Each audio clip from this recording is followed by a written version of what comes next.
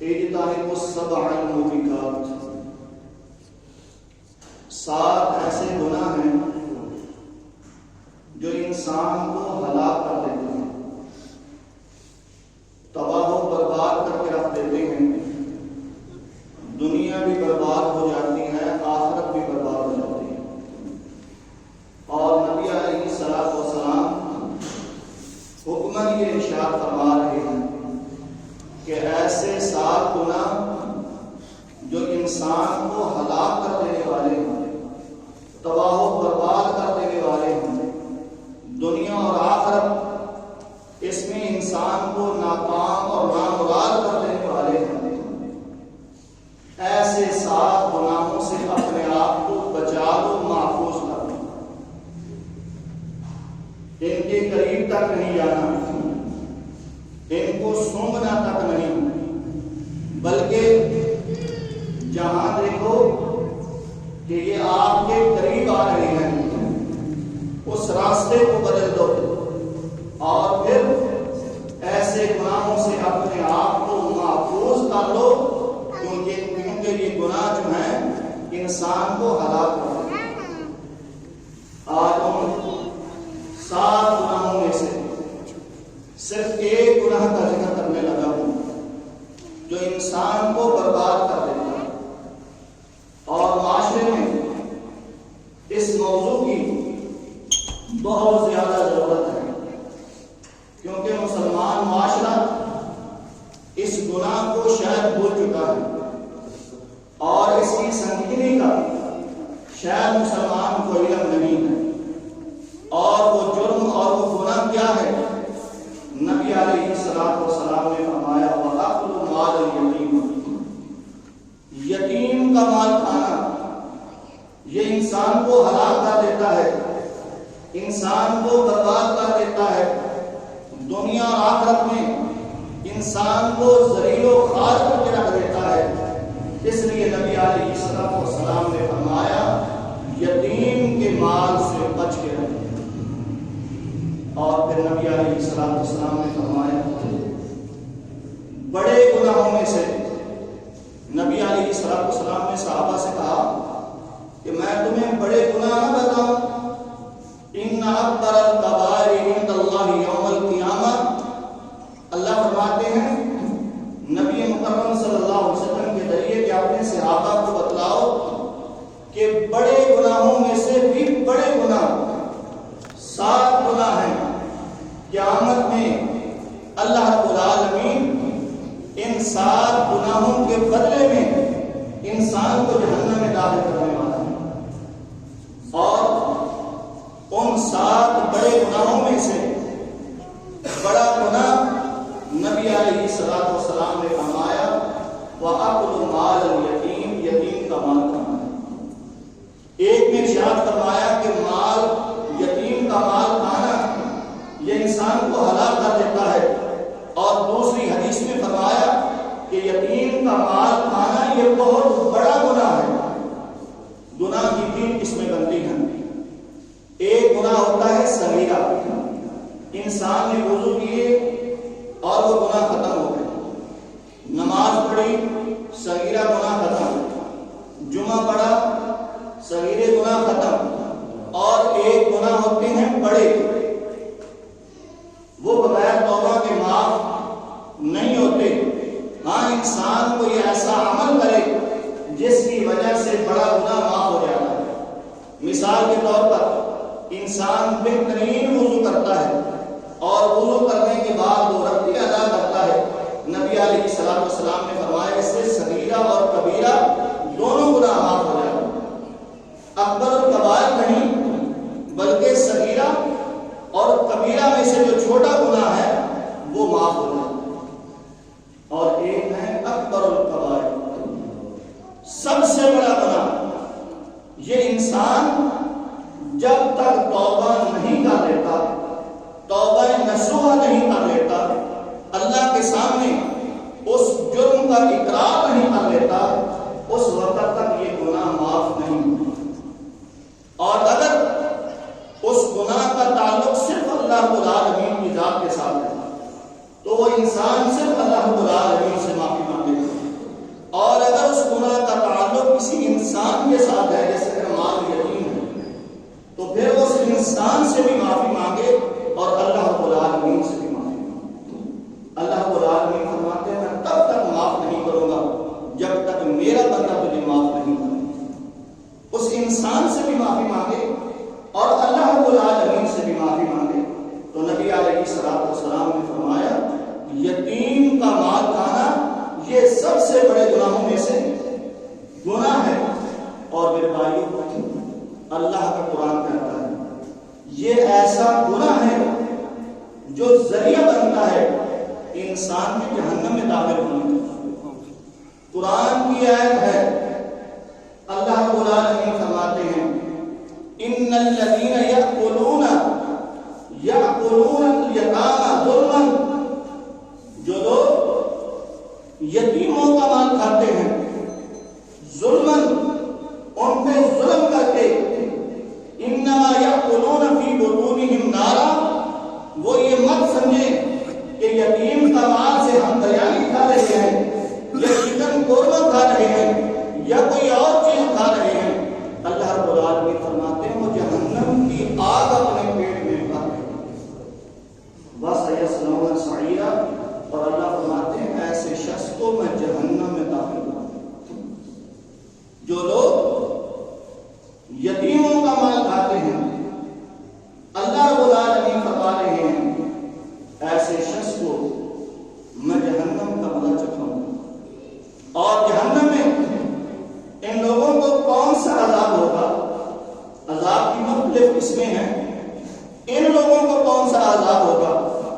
صحیح حدیث ہے، نبی مکرم صلی اللہ علیہ وسلم نے فرمایا جب میں معراج پہ گیا تو میں نے جنت کی بھی سیر کی اور جہنم کی بھی سیر کی۔ جنت کی سیر کر کے میں نے جب جہنم کی سیر کی اس میں مختلف لوگوں کو دیکھا کہ مختلف لوگوں کو مختلف قسم کا عذاب ہوگا۔ ایک ایسے بد نصیب کو بھی میں نے دیکھا کہ جس کے ہونٹ اونٹوں کے ہونٹ جیسے تھے اور پھر اس کے جبڑوں کو زبردستی فرشتوں نے کھولا ہوا تھا اور اس کے منہ میں آگ کا پتھر پھینکا جاتا جس کی وجہ سے اس کی آنکھیاں، اس کا معدہ، جگر، دل سب کچھ جل جاتا اور وہ پتھر پکانے کے ذریعے نیچے چلا جاتا۔ نبی علیہ السلام نے جبریل سے پوچھا اے جبریل یہ کون سا بدبخت انسان ہے جس کے ساتھ یہ سلوک ہو رہا ہے؟ نبی علیہ السلام جبریل علیہ السلام نبی علیہ السلام سے ارشاد فرماتے ہیں اے اللہ کے رسول یہ وہ بدبخت انسان ہے جو دنیا میں رہ کر کے کسی یتیم کا مال کھایا، کسی یتیم کا مال کھایا کرتا تھا۔ اللہ رب العالمین نے یہ اس کے لیے سزا دی۔ میرے بھائیوں، اس گناہ سے بچ جائیے۔ آج ہمارے معاشرے میں بڑے یتیم ہیں، بھائی کا بیٹا بھائی فوت ہو گیا ہے، اس کے بیٹے یتیم ہیں، پھپھو اس کا خامد فوت ہو گیا ہے، اس کے بیٹے اور بیٹیاں یتیم ہیں، ماموں فوت ہو گیا ہے، اس کے بیٹے اور بیٹیاں یتیم ہیں۔ ارد گرد جتنے بھی رشتے دار ہیں کہیں نہ کہیں ہمیں وہ مل جاتے ہیں۔ نبی علیہ السلام نے فرمایا ان کا مال کھانا نہیں بلکہ ان کو اپنی طرف سے کھلانا ہے۔ اپنی طرف سے کیا کرنا ہے؟ کھلانا ہے، اور اللہ کی رضا کے لیے کھلانا ہے۔ سورۃ الدہر میں اللہ رب العالمین فرماتے ہیں وَيُطْعِمُونَ الطَّعَامَ عَلَىٰ حُبِّهِ مِسْكِينًا وَيَتِيمًا وَأَسِيرًا، جو لوگ یتیموں کو، مسکینوں کو، غریبوں کو محبت کی پیش نظر کھلاتے ہیں، ماتھے پہ تیوری نہیں چڑھاتے، اپنا منہ دائیں اور بائیں کر کے نہیں کھلاتے، بلکہ بڑی محبت کے ساتھ، بڑے پیار کے ساتھ، بڑی الفت کے ساتھ اپنا مال لوگوں پہ خرچ کرتے ہیں۔ انما نطعمکم لوجہ اللہ لا نريد منكم جزاء ولا شکورا، وہ یتیموں کو مال کھلاتے ہیں اور ان کا ارادہ یہ نہیں ہوتا کہ یتیم مال، یتیم بچہ، یتیم عورت، یتیم بچی اس کے بدلے میں میرا کوئی کام کرے، نہیں، ولا شکورا، اور یہ بھی نہیں ہوتا کہ یتیم بچہ یا بچی میرا شکریہ ادا، نہیں، وہ کہتا ہے یہ اللہ رب العالمین کا میرے اوپر حق تھا، فرض تھا، میں نے یتیم کی کفالت کرنی تھی، یتیم کو کھلانا پلانا تھا۔ اللہ رب العالمین فرماتے ہیں آگے جو یہ انسان عام کرے گا، اللہ فرماتے ہیں فوقاهم اللہ شر من ذلک اليوم، قیامت کا دن ہوگا، لوگ اپنے پسینوں میں ڈبکیاں کھا رہے ہوتے، ہر ایک کو اپنی پڑی ہوگی، اللہ رب العالمین فرماتے ہیں جو یتیموں کی کفالت کرتا رہا ہے آج وہ میرے عرش کے نیچے آ جائے۔ اور نبی علیہ الصلوۃ والسلام فرمائیں گے یتیموں کی کفالت کرنے والے آپ میرے ہاتھ سے حوض کوثر کا پانی پی لے، تو 15 سال بچے کی کفالت کرتا رہا ہے، آپ کو حوض کوثر کا پانی پی لے 50,000 سال تک تجھے پیاس ہی نہیں لگے۔ اور ایسا انسان اللہ رب العالمین کو بہت ہی زیادہ پیارا ہے، اور نبی علیہ الصلوۃ والسلام یتیموں کا خیال رکھا کرتے تھے، اور صحابہ کرام رضوان اللہ اجمعین کے گھر میں تقریباً ہر گھر میں کوئی نہ کوئی یتیم پرورش کر رہا ہو، صحابہ یتیم کی پرورش کر رہے تھے، کفالت کر رہے ہوتے، اور اس پر نبی علیہ الصلوۃ والسلام نے فرمایا 2 اجر ہے۔ حضرت زینب رضی اللہ تعالی عنہ جمعہ پڑھ کے نبی علیہ الصلوۃ والسلام کے پیچھے واپس کر جاتے ہیں، اور نبی علیہ الصلوۃ والسلام جمعے میں ارشاد فرماتے ہیں تصدقوا، اے عورتوں کی جماعت صدقہ کیا کرو، یہ صدقہ اچھی چیز ہے، یہ بلاؤں کو ہٹا دیتا ہے اور انسان کی دنیا سمجھ جاتی ہے، دنیا میں آسانیاں اللہ رب العالمین پیدا فرماتے ہیں اور آخرت میں بھی آسانی پیدا فرماتے ہیں۔ حضرت زینب رضی اللہ عنہ واپس گھر جاتی ہیں اور اپنے خامد حضرت عبداللہ بن مسعود سے کہتی ہیں اس طرح نبی علیہ الصلوۃ والسلام نے صدقے کا کہا ہے تو کیا کریں۔ دیکھیں بہترین جوڑا وہی ہے جو آپس میں مشورہ کرتا ہے، خامد بیوی سے مشورہ کرے، بیوی خامد سے مشورہ کرے، اس میں کوئی شک نہیں، خامد امیر ہو سکتا ہے، بیوی غریب ہو سکتی ہے، بیوی امیر ہو سکتی ہے، خامد غریب ہو سکتا ہے، لیکن مشورہ ضرور کریں۔ حضرت زینب رضی اللہ تعالی عنہ عبداللہ بن مسعود سے کہہ رہی ہے کہ نبی علیہ الصلوۃ والسلام سے جا کر پوچھیں کہ میرے پاس بہت سارے سونے کے زیورات ہیں، میں آپ پر یعنی اپنے خامد عبداللہ بن مسعود پر صدقہ کر سکتی ہوں، یا میرے پاس جو یتیم بچے میری کفالت میں ہیں ان پر صدقہ کر سکتی ہوں؟ تو عبداللہ بن مسعود رضی اللہ تعالیٰ عنہ کہنے لگے اے میری پیاری بیگم آپ خود جا کر کے پوچھ لیں، میں نے نہیں جانا نبی علیہ الصلوۃ والسلام کے پاس۔ کسی بھی بنا پر حضرت عبداللہ بن مسعود نے انکار کر دیا۔ اب حضرت زینب رضی اللہ تعالی عنہ نبی علیہ الصلوۃ والسلام کے گھر کے پاس پہنچی، کہتی ہیں کہ میں پہنچی اور میرے جیسا مسئلہ لے کر ایک اور عورت بھی وہاں نبی علیہ الصلوۃ والسلام کے پاس پہنچی ہوئی تھی۔ میں نے ان سے پوچھا کہ آپ کو کیا مسئلہ ہے، تو وہ میرے جیسا ہی مسئلہ ہے۔ ہم انتظار کرنے لگے، اتنی دیر میں حضرت بلال رضی اللہ تعالیٰ عنہ جو نبی علیہ الصلوۃ والسلام کے مؤذن بھی ہیں اور آپ کے خادم بھی ہیں، نبی علیہ الصلوۃ والسلام کے گھر میں ان کا آنا جانا ہے۔ حضرت زینب کہنے لگی اے بلال ہمارا ایک مسئلہ ہے اور یہ نبی علیہ الصلوۃ والسلام سے پوچھ کر ہمیں بتا دیں اور میرا نام نہ بتانا۔ یہ ہوتے ہیں کہ میں نے یہ کام صرف اور صرف رب کی رضا کے لیے کرنا ہے، اپنے نام کے لیے نہیں، اور جو اپنے نام کے لیے نہیں کرتا اللہ رب العالمین ان لوگوں کے درجات بلند کر دیتا ہے اور ان کے ناموں کو بلند کر دیتا ہے، اور جو اپنے ناموں کو بلند کرنا چاہتے ہیں اللہ ان کے ناموں کو بھی مٹا دیتا ہے، ان کے اعمال کی تباہ و برباد کرتا ہے۔ میرا نام نہیں ہے، میں نے صدقہ کرنا ہے صرف اور صرف رب کی رضا کے لیے۔ حضرت بلال رضی اللہ تعالیٰ عنہ نبی علیہ السلام کے پاس جاتے ہیں اور مسئلہ پوچھتے ہیں کہ اس طرح ایک عورت آئی ہے اور وہ آپ سے مسئلہ پوچھ رہی ہے، یہ مسئلہ۔ تو نبی علیہ السلام نے فرمایا کون سی زینب؟ مدینے میں بہت ساری زینب آپ کی عورتیں ہیں، کون سی زینب؟ تو حضرت بلال رضی اللہ عنہ نے کہا کہ عبداللہ بن مسعود کی بیوی، وہ یہ مسئلہ پوچھ رہی ہے۔ تو نبی علیہ السلام نے فرمایا جا کر زینب کو بتاؤ کہ آپ اپنے خامد پہ صدقہ کر سکتے ہیں اور اپنے جو کفالت میں یتیم بچے ہیں ان پر بھی صدقہ کر سکتے ہیں، اور سننے ساتھ یہ بھی بتانا کہ آپ کو اس کا دورہ عطا قرآن اجر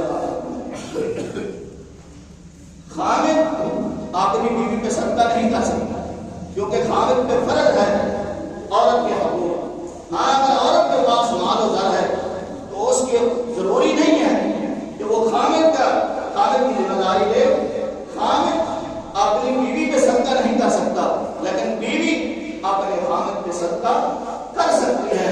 حضرت زینب رضی اللہ تعالیٰ عنہ واپس آتی ہیں، جتنا بھی زیور تھا، سونے کا تھا، چاندی کا تھا، جتنا بھی تھا یتیموں میں تقسیم کر دی، اپنے خامد کو دے دیتی ہے، کہتی ہے مجھے یہ سودا منظور ہے، میں سونے کے بدلے کل قیامت کے دن جنت میں اللہ رب العالمین سے سونے کی پلیٹیں ملیں۔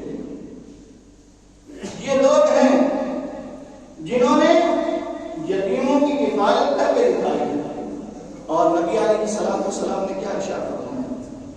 آنا وقافل الیتیم فی الجنت ہکذا، میں اور یتیم کی کفالت کرنے والا جنت میں اس طرح ہوں گے جس طرح یہ دو انگلی ہیں۔ میرے بھائیو آج کون نہیں چاہتا کہ میرا گھر نبی علیہ السلام کے گھر کے ساتھ اور نبی علیہ السلام ہمارے ہمسائے ہوں؟ کون نہیں چاہتا؟ ہر آدمی یہ چاہتا ہے۔ تو نبی علیہ السلام فرماتے ہیں جنت میں میرا ساتھ چاہتے ہو، جنت میں میرے گھر کے ساتھ اپنا گھر بنانا چاہتے ہو، یتیم کی دنیا میں کفالت کر کے آنا، انشاءاللہ اللہ رب العالمین جنت میں میرے گھر کے ساتھ یتیم کی کفالت کرنے والے کا گھر بنانا۔ اس لیے میرے بھائیو ہمیں چاہیے کہ ہم یتیم کی کفالت کریں، یتیم کو کھلائیں پلائیں، اور کسی نشو و نما کے لیے نہیں، لوگوں کو بتانے کے لیے نہیں، بلکہ صرف اور صرف اللہ کی رضا کے لیے۔ اور پھر ہمارے معاشرے میں تو ظلم یہ ہوتا ہے کہ ایک ساتھی مجھے بتانے لگا، دوست وہ کہنے لگا صاحب اس طرح ہمارے گاؤں میں ایک ممبر کو یا چیئرمین کو عہدے دار تھا، اس کو یہ سلائی والی مشینیں، سلائی کرنے والی مشینیں ہیں، یہ ملی ہیں تقریباً 12 کے قریب، اور اس نے جتنے بھی بڑے بڑے لوگ تھے، عہدے دار تھے، اور جتنے بھی امیر لوگ تھے ان کو تقسیم کرتی ہے، نہ کسی یتیم کو دیے، نہ کسی مسکین کو، نہ کسی غریب کو۔ اگر حکومت چاہے بھی صحیح کسی یتیم کی کفالت ہو جائے، آگے بڑے بڑے سانپ بہتے ہیں، وہ سب چیزیں خود ہڑپ کر جاتے ہیں اور یتیموں کا ایک ٹکا بھی نہیں ہوتا۔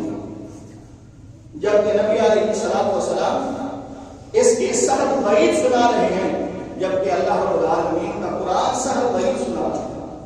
آج کسی کو دے کر دیکھیں 2 لاکھ 3 لاکھ روپے دیں کہ یار یہ یتیموں مسکینوں میں تقسیم کرنا ہے، 3 لاکھ دے 3000 بھی یتیموں میں تقسیم نہیں ہوتی، سارے کے سارے خود ہاتھ کرتے ہیں، اور ہمیں احساس تک نہیں ہوتا کہ اس کا کتنا بڑا جرم ہے، ہمیں پتہ تک نہیں ہوتا کہ اس کا کتنا بڑا جرم ہے۔ اور اگر ہم یتیم کی کفالت کرتے ہیں تو ہمیں یہ بھی معلوم ہونا چاہیے کہ اللہ رب العالمین نے اس میں کتنا بڑا اجر رکھا ہے، اور ہر گھر میں یتیم ہونے چاہیے۔ اگر یتیم کی کفالت مکمل نہیں کر سکتے تو کم از کم کتنا تو ضرور کریں کہ اگر کسی یتیم کی کوئی کفالت کر رہا ہے، جبکہ اس کو سوٹ لے کر دے دیں، جوتی لے کر دے دیں، اس کی فیس ادا کر دیں، کسی انداز میں اس کی ہیلپ کر دیں، تاکہ اللہ رب العالمین ہماری مدد کرے۔ اور جن گھروں میں یتیم پلتے ہیں، یتیم پرورش پاتے ہیں اور ان کے ساتھ اچھا سلوک ہوتا ہے، نبی علیہ الصلوۃ والسلام ان گھروں کے بارے میں کیا ارشاد فرماتے ہیں؟ خیر بیت من المسلمین خیر فیہ یتیم یحسن بہ۔ نبی علیہ الصلوۃ والسلام نے فرمایا مسلمانوں کے بہترین گھروں میں سے بہترین گھر وہ ہے جس میں یتیم ہو اور یتیم کے ساتھ اچھا سلوک کیا جائے، اور مسلمانوں کے بدترین گھروں میں سے بدترین وہ گھر ہے جس میں یتیم ہے اور یتیم کے ساتھ برا سلوک کیا جائے۔ یتیموں کی کفالت کرنا یہ تو بڑی دور کی بات ہے۔ یتیم کے حق میں جائیداد آ جاتی ہے، کوئی پراپرٹی آ جاتی ہے، ہمارے ذہن میں یہی ہوتا ہے کہ یتیم مر جائے، ختم ہو جائے، یہ جائیداد یہ پراپرٹی ہم لے لیں۔ اتنا بڑا ظلم ہم کرتے ہیں اور یہ معاشرے میں ظلم عام ہوتا جا رہا ہے اور نہ جانے یہ کتنا عام ہوگا، اور اس کی وجہ سے اللہ رب العالمین دنیا میں بھی ہمیں عذاب دیں گے، دنیا میں بھی ہمیں ذریعہ و فعال کریں گے اور آخرت میں۔ اس لیے مجھے اور آپ کو چاہیے کہ یتیم کی کفالت کریں۔ اور ایک وہ عورت، نبی علیہ الصلوۃ والسلام نے فرمایا ایک عورت جس کا خامد فوت ہو گیا اور وہ خود اپنے بچوں کی کفالت کرتی ہے، صحیح حدیث ہے، نبی علیہ الصلوۃ والسلام نے فرمایا سب سے پہلے جنت کے دروازے پر میں پہنچوں گا اور جنت کا دروازہ میں کھلواؤں گا۔ نبی علیہ الصلوۃ والسلام نے فرمایا کل قیامت کے دن سب سے پہلے جب میں جنت کے دروازے پر پہنچوں گا تو ایک دربان جو دروازے کے سامنے کھڑا ہے، اور نبی علیہ الصلوۃ والسلام نے فرمایا جب سے جنت بنی ہے تب سے وہ دربان اس کے سامنے کھڑا ہے اور اسے ایک ہی آرڈر ملا ہوا ہے کہ جب اس دروازے کے سامنے محمد رسول اللہ صلی اللہ علیہ وسلم آئیں گے تو ان کے لیے سب سے پہلے یہ دروازہ کھولنا ہے، ان سے پہلے کسی اور کے لیے دروازہ نہیں کھولنا۔ نبی علیہ الصلوۃ والسلام نے فرمایا کہ میں جنت کے دروازے پر پہنچوں گا اور وہ خازن، وہ دربان مجھ سے پوچھے گا کہ من انت، آپ کون ہیں؟ تو نبی علیہ الصلوۃ والسلام فرمائیں گے انا محمد رسول اللہ، میں اللہ کا رسول ہوں صلی اللہ علیہ وسلم۔ تو دربان کہے گا دروازے کا کہ آپ ہی کے لیے اللہ رب العالمین نے مجھ کو کھڑا کیا ہے، آئیے میں آپ کے لیے دروازہ کھولتا ہوں، آپ جنت میں داخل ہوں۔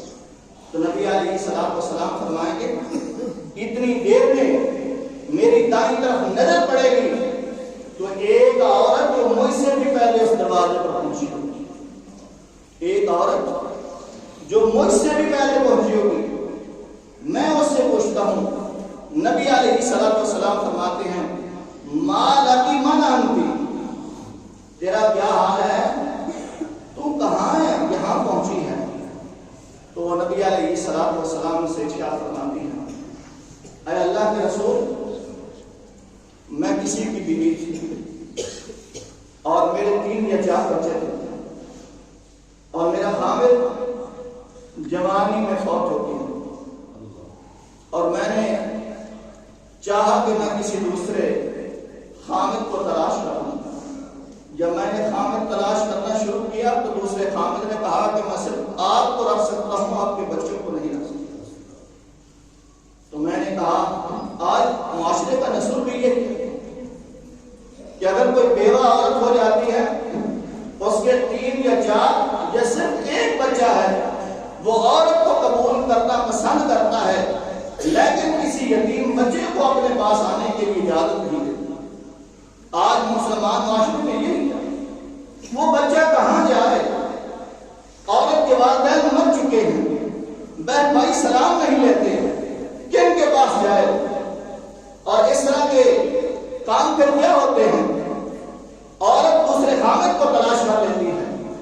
اب بچوں کی نہ ماں رہی ہے اور نہ باپ رہا ہے. پھر یتیم خانے میں اور نہ جانے کس کس جگہ پر وہ ذلیل و خوار ہو جاتے ہیں. اور ان بچیوں کے نہ جانے کس کس طرح کے معاملات دنیا میں اوپن ہوتے ہیں. اور میرے بھائیوں جب ہم معاشرے میں یہ باتیں کریں گے نہیں, نبی علیہ الصلوۃ والسلام کی تعلیمات سکھائیں گے نہیں, تو یہ معاشرے میں یہ گناہ عام ہوتا جائے گا اور یہ گناہ ختم نہ ہونے پائے. آج کتنے نہ جانے اس طرح کے واقعات. میرا باپ فوت ہو گیا, میرے باپ نے میری ماں کو طلاق دے دی, میری ماں دوسری خامد سے شادی کر لیتی ہے اور ہم کو چھوڑ کر کے چلے جاتے ہیں. اور پھر نہ جانے کون کون سے لوگ ان کے ساتھ وہ کام کرتے ہیں, گھروں میں کام کرتے ہیں, سب کچھ. تو بہرحال ہمیں یہ فکر کرنی چاہیے کہ اگر کوئی بیوہ عورت ہے, ہم اگر اس سے شادی بچوں سمیت نہیں کر سکتے تو کم از کم اتنا ضرور کریں کہ ان کی بچوں کی کفالت کر سکیں. ان کو پیسہ روپیہ, عید کا موقع ہے یار, اپنے بچوں کو ساتھ لیں, ان کے بچوں کو بھی ساتھ لیں. سب سے پہلے ان کے بچوں کو پسند کروائیں, بعد میں اپنے بچوں کو پسند کروائیں. دیکھیے اللہ رب العالمین کی رحمتیں آپ پر کس طرح نازل ہوتی ہیں. تو بہرحال یہ عورت نبی علیہ الصلوۃ والسلام سے کہتی ہے, اللہ کے رسول میں نے پھر دوسرے خامد سے شادی نہیں کی اور میں لوگوں کے گھروں میں جا کر کے لوگوں کے برتن صاف کیا کرتی تھی, ان کے گھروں کی صفائی کرتی تھی, اور وہ مجھے تھوڑا سا معاوضہ دیتے اور اس کے ذریعے میں اپنے بچوں کی کفالت کرتی رہی. میں صرف بچوں کی کفالت نہیں کرتی رہی, میں اپنی عزت کی محافظ تھی, اپنی عزت کو بھی بچاتی رہی. بچوں کی کفالت بھی کرتی رہی اور اپنی عزت بھی بچاتی رہی. آج جب قیامت کا دن ہوا ہے, اللہ رب العالمین نے اپنا دربان لگایا ہوا ہے, سب لوگوں کا حساب و کتاب ہو رہا ہے, میں اللہ کے پاس پہنچی ہوں. اللہ رب العالمین نے کہا ہے جاؤ جنت میں, تیرا تو حساب دنیا میں ہو گیا. نبی علیہ الصلوۃ والسلام نے فرمایا میرے پہنچنے سے پہلے یہ عورت بیوہ جنت کے دروازے پر پہنچی ہوئی ہے.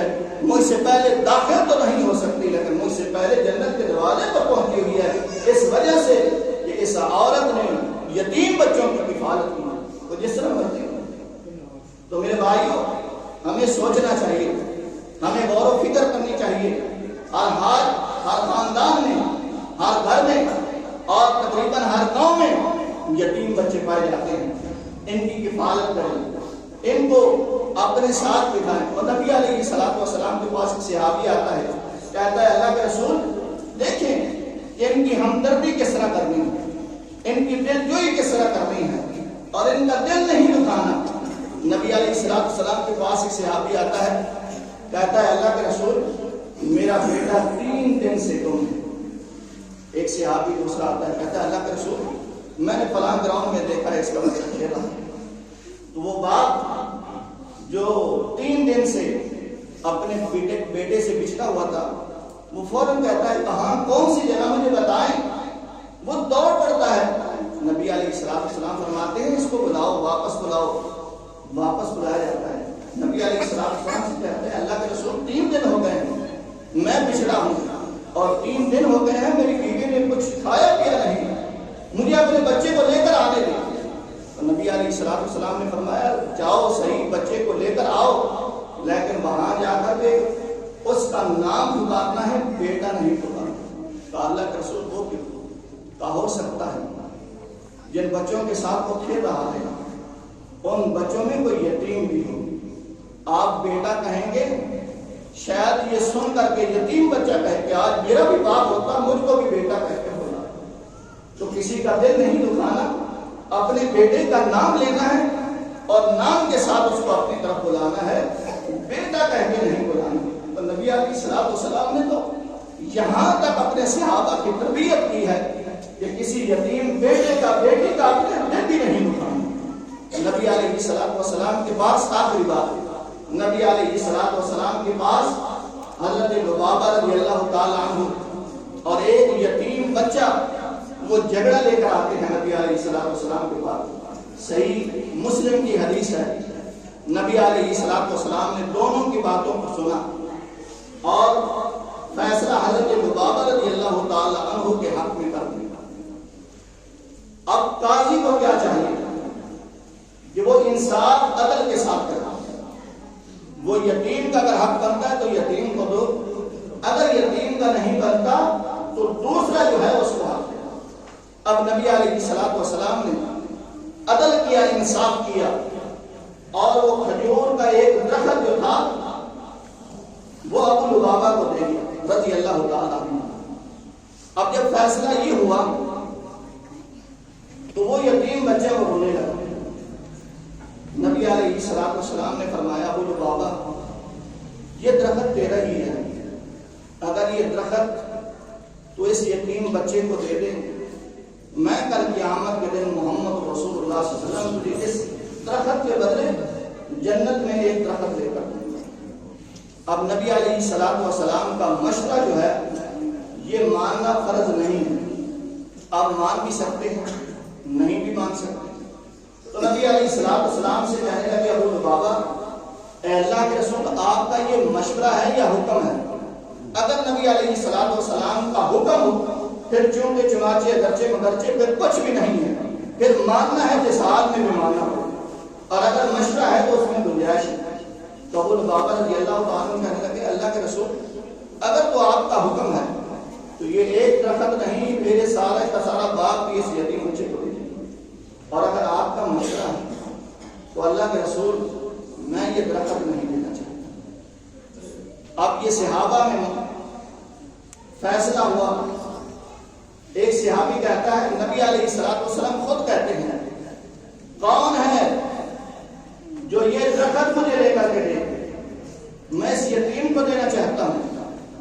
ابو دہدہ رضی اللہ تعالیٰ عنہ کھڑے ہوتے ہیں، کہتے ہیں اللہ کے رسول آپ جانتے ہیں کہ یہ ایک درخت نہیں، اگر ان جیسے لاکھ بھی درخت ہوں تو فلانا جو میرا باغ ہے اس کا مقابلہ نہیں ہے۔ اس کو کہیے ابو لبابہ رضی اللہ تعالیٰ عنہ کو کہ وہ سارا باغ لے لے اور یہ درخت مجھے دے دے، یہ درخت میں نے یتیم بچے کو دے دیا۔ نبی علیہ الصلوۃ والسلام نے فرمایا کیوں ابو لبابہ آپ کو یہ فیصلہ منظور ہے؟ تو ابو لبابہ کہنے لگے بالکل ٹھیک ہے مجھے یہ منظور ہے۔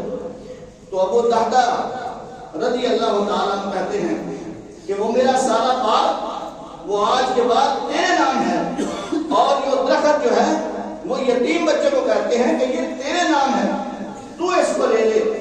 حضرت ابو دہدہ رضی اللہ تعالیٰ عنہ جاتے ہیں باغ میں، دیکھتے ہیں کہ باغ میں آپ کی بیوی ہے ام دہدہ رضی اللہ تعالیٰ عنہ۔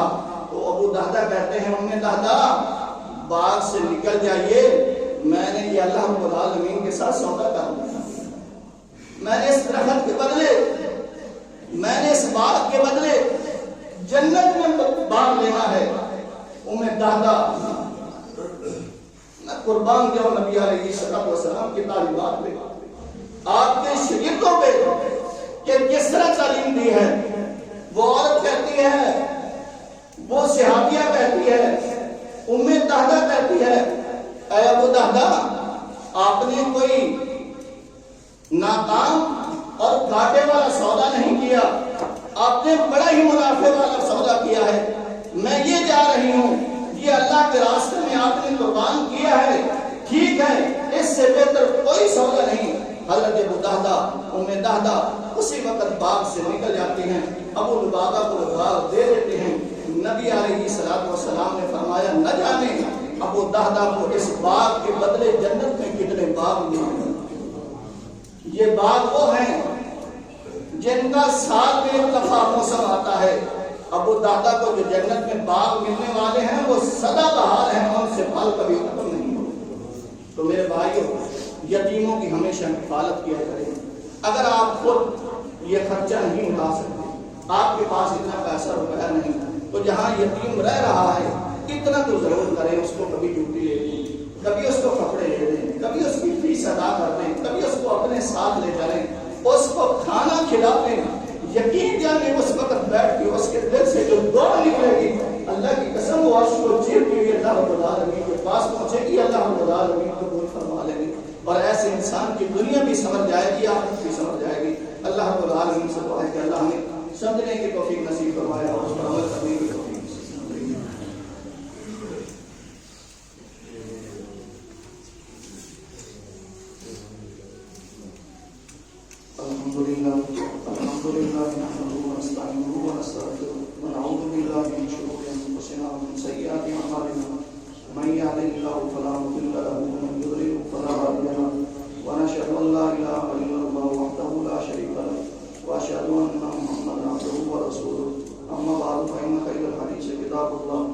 وخير الهدي هدي محمد صلى الله عليه وسلم وشر الأمور محدثاتها وكل محدثة بدعة وكل بدعة ضلالة وكل ضلالة في النار. يا أيها الذين آمنوا اتقوا الله حق تقاته ولا تموتن إلا وأنتم مسلمون. يا أيها الناس اتقوا ربكم الذي خلقكم من نفس واحدة وخلق منها زوجها وبث منهما رجالا كثيرا ونساء واتقوا الله الذي تساءلون به والأرحام إن الله كان عليكم رقيبا. يا أيها الذين آمنوا اتقوا الله وقولوا قولا سديدا يصلح لكم أعمالكم ويغفر لكم ذنوبكم